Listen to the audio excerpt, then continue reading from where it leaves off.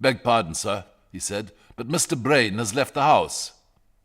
"Left?" cried Valentine, and rose to his feet for the first time. "Gone, scooted, evaporated," replied Ivan in humorous French.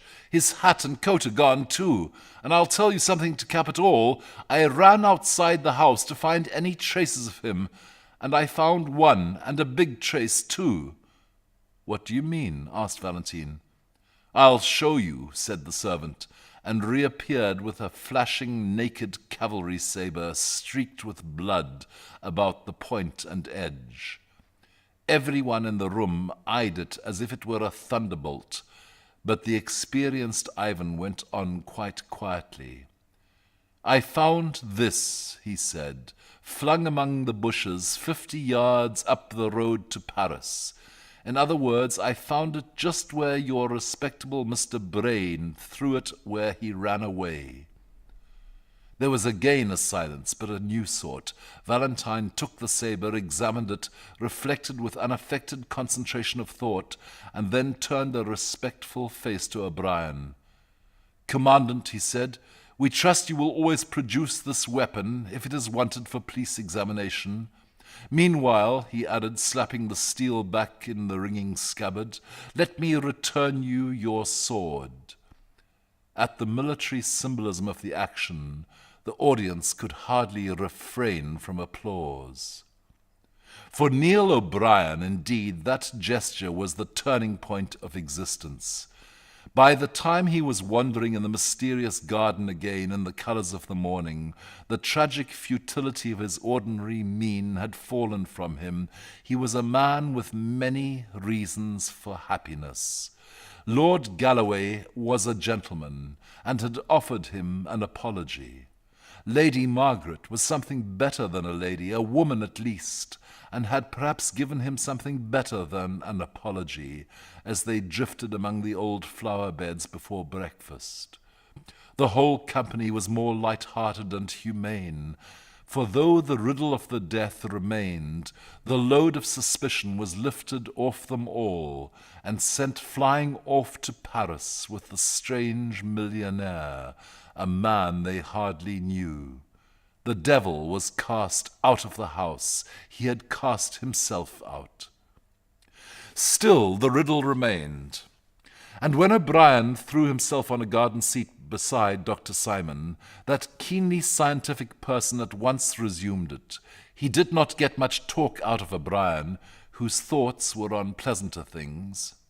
"I can't say it interests me much," said the Irishman frankly, "especially as it seems pretty plain now. Apparently Brain hated this stranger for some reason, lured him into the garden, and killed him with my sword. Then he fled to the city, tossing the sword away as he went.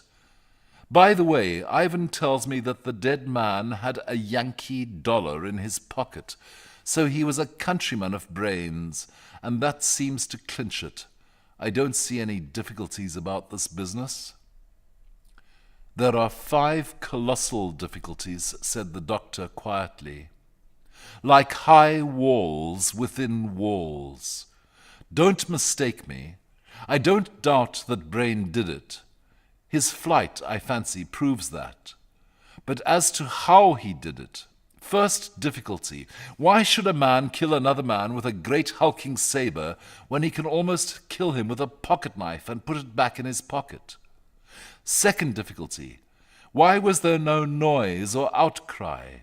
Does a man commonly see another coming up and waving a scimitar and offer no remarks? Third difficulty, a servant watched the front door all the evening, and a rat cannot get into Valentine's garden anywhere. How did the dead man get into the garden?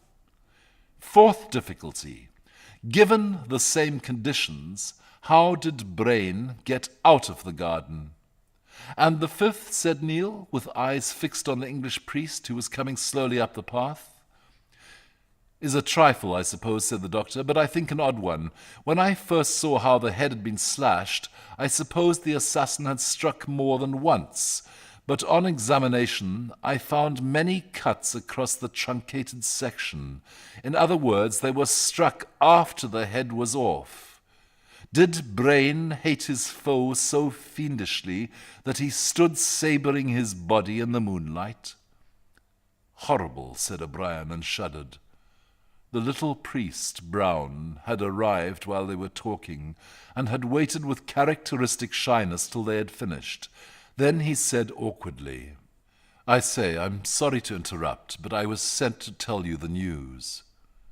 "News?" repeated Simon, and stared at him rather painfully through his glasses. "Yes, I'm sorry," said Father Brown mildly. "There's been another murder, you know." Both men on the seat sprang up, leaving it rocking. "And what's stranger still," continued the priest with his dull eye on the rhododendrons, "it's the same disgusting sort. It's another beheading. They found the second head actually bleeding into the river a few yards along Brain's road to Paris, so they suppose that he—" "Great heaven!" cried O'Brien. "Is Brain a monomaniac?" "There are American vendettas," said the priest impassively. Then he added, "They want you to come to the library and see it." Commandant O'Brien followed the others towards the inquest, feeling decidedly sick. As a soldier, he loathed all the secretive carnage. Where were these extravagant amputations going to stop? First one head was hacked off, and then another. In this case, he told himself bitterly, it was not true that two heads were better than one. As he crossed the study, he almost staggered at a shocking coincidence. Upon Valentine's table lay the coloured picture of yet a third bleeding head, and it was the head of Valentine himself. A second glance showed him it was only a nationalist paper called The Guillotine, which every week showed one of its political opponents with rolling eyes and writhing features just after execution. For Valentine was an anti-clerical of some note. But O'Brien was an Irishman with a kind of chastity even in his sins, and his gorge rose against that great brutality of the intellect which belongs only to France. He felt Paris as a whole, from the grotesques on the Gothic churches to the gross caricatures in the newspapers. He remembered the gigantic jests of the Revolution. He saw the whole city as one ugly energy, from the sanguinary sketch lying on Valentine's table up to where, above a mountain and forest of gargoyles, the great devil grins on Notre Dame. The library was long, low, and dark. What light entered it shot from under low blinds, and had still some of the ruddy tinge of morning.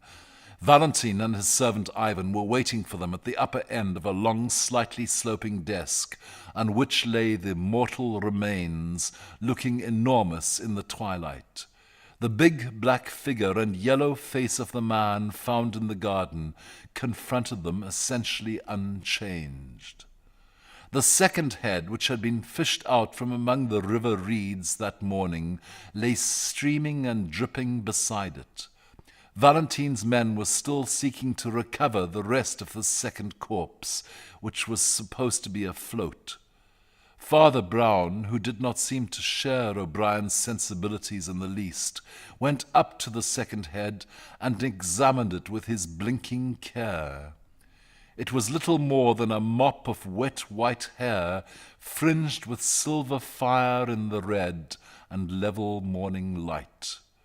The face, which seemed of an ugly, empurpled, and perhaps criminal type, had been much battered against trees or stones as it tossed in the water. "Good morning, Commandant O'Brien," said Valentine with quiet cordiality. "You have heard of Brain's latest experiment in butchery, I suppose?" Father Brown was still bending over the head with white hair, and he said, without looking up, "I suppose it is quite certain that Brain cut off this head too?" "Well, it seems common sense," said Valentine, with his hands in his pocket. "Killed in the same way as the other, found within a few yards of the other, and sliced by the same weapon which we know he carried away." "Yes, yes, I know," replied Father Brown submissively. "Yet, you know, I doubt whether Brain could have cut off this head." "Why not?" inquired Dr. Simon with a rational stare. "Well, doctor," said the priest, looking up, blinking, "can a man cut off his own head?" "I don't know." O'Brien felt an insane universe crashing about his ears, but the doctor sprang forward with impetuous practicality and pushed back the wet white hair. "Oh, there's no doubt. It's his brain," said the priest quietly. "He had exactly that chip in the left ear." The detective, who had been regarding the priest with steady and glittering eyes, opened his clenched mouth and said sharply, "You seem to know a lot about him, Father Brown." "I do," said the little man simply. "I've been about with him for some weeks. He was thinking of joining our church." The star of the fanatic sprang into Valentine's eyes. He strode towards the priest with clenched hands. "And perhaps," he cried with a blasting sneer, "perhaps he was also thinking of leaving all his money to your church." "Perhaps he was," said Brown stolidly. "It is possible." "In that case," cried Valentine with a dreadful smile, "you may indeed know a great deal about him, about his life, and about his—" Commandant O'Brien laid a hand on Valentine's arm. "Drop that slanderous rubbish, Valentine," he said, "or there may be more swords yet." But Valentine, under the steady, humble gaze of the priest, had already recovered himself. "Well," he said shortly, "people's private opinions can wait.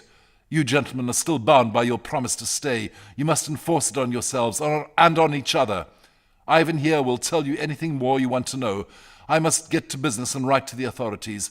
We can't keep this quiet any longer. I shall be writing in my study if there's any more news." "Is there any more news, Ivan?" asked Dr. Simon, as the chief of police strode out of the room. "Only one more thing, I think, sir," said Ivan, wrinkling up his old grey face. "But that's important, too, in its own way. There's that old buffer you found on the lawn," and he pointed without pretense of reverence at that big black body with the yellow head. "We found out who he is, anyway."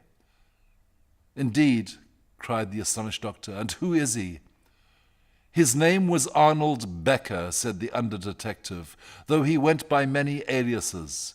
He was a wandering sort of scamp, and he is known to have been in America, so that was where Brain got his knife into him. We didn't have much to do with him ourselves, for he worked mostly in Germany. We've communicated, of course, with the German police, but oddly enough there was a twin brother of his named Louis Becker, whom we had a great deal to do with. In fact, we found it necessary to guillotine him only yesterday. Well, it's a rum thing, gentlemen, but when I saw that fellow flat on the lawn, I had the greatest jump of my life. If I hadn't seen Louis Becker guillotined with my own eyes, I'd have sworn it was Louis Becker lying there in the grass. And then, of course, I remembered his twin brother in Germany and followed up the clue." The explanatory Ivan stopped, for the excellent reason that nobody was listening to him. The commandant and the doctor were both staring at Father Brown, who had sprung stiffly to his feet and was holding his temples tight like a man in sudden and violent pain. "Stop, stop, stop!" he cried. "Stop talking a minute, for I see half. Will God give me strength? Will my brain make the one jump and see all? Heaven help me! I used to be fairly good at thinking. I could paraphrase any page of Aquinas once. Will my head split, or will I see half? I only see half." He buried his head in his hands and stood in a sort of rigid torture of thought or prayer, while the other three could only go on staring at this last prodigy of their wild 12 hours.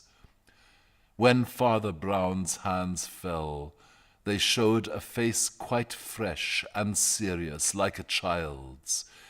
He heaved a huge sigh and said, "Let us get this said and done with as quickly as possible. Look here. This will be the quickest way to convince you all of the truth." He turned to the doctor. "Dr. Simon," he said, "you have a strong headpiece, And I heard you this morning asking the 5 hardest questions about this business. Well, if you ask them again, I will answer them." Simon's pince-nez dropped from his nose in his doubt and wonder, but he answered at once. "Well, the first question, you know, is why a man should kill another with a clumsy sabre at all, when a man can kill with a bodkin." "A man cannot behead with a bodkin," said Brown calmly. "And for this murder, beheading was absolutely necessary." "Why?" asked O'Brien with interest. "And the next question?" asked Father Brown. "Well, why didn't the man cry out or anything?" asked the doctor. "Sabres in gardens are certainly unusual." "Twigs," said the priest gloomily, and turned to the window, which looked on the scene of death. No one saw the point of the twigs. Why should they lie on that lawn? Look at it, so far away from any tree. They were not snapped off, they were chopped off. The murderer occupied his enemy with some tricks with the sabre, showing how he could cut a branch in mid-air and what-not. Then while his enemy bent down to see the result, a silent slash, and the head fell. "Well," said the doctor slowly, "that seems plausible enough, but my next 2 questions will stump anyone." The priest still stood looking critically out of the window and waited. "You know how all the garden was sealed up like an airtight chamber," went on the doctor. "Well, how did the strange man get into the garden?" Without turning round, the little priest answered, "There never was any strange man in the garden." There was a silence, and then a sudden cackle of almost childish laughter relieved the strain. The absurdity of Brown's remark moved Ivan to open taunts. "Oh," he cried, "then we didn't lug a great fat corpse into the sofa last night. He hadn't got into the garden, I suppose?" "Gotten into the garden?" repeated Brown reflectively. "No, not entirely." "Hang it all," cried Simon, "a man gets into a garden or he doesn't." "Not necessarily," said the priest with a faint smile. "What is the next question, doctor?" "I fancy you're ill," exclaimed Dr. Simon sharply, "but I'll ask you the question if you like. How did Brain get out of the garden?"